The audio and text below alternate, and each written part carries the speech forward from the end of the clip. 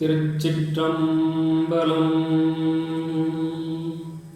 பைம்பொன் சிலம்பணிந்து பாடகக்கால் மேல் தூக்கி செம்பொன் கலையுடுத்தி சேர்விழிக்கு மையெழுதி அம்பொன் பணி பூண்டு அருகோண வீதியிலே கம்பத்தின் மேலிருந்தே என் கண்ணம்மா கண்குளிர பாரேனோ.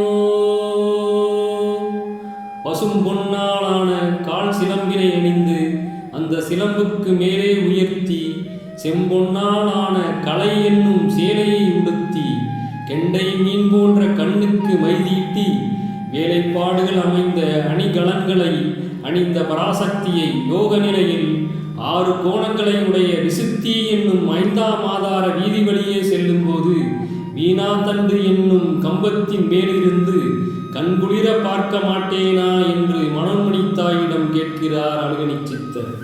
திருச்சிற்றம்பலம்.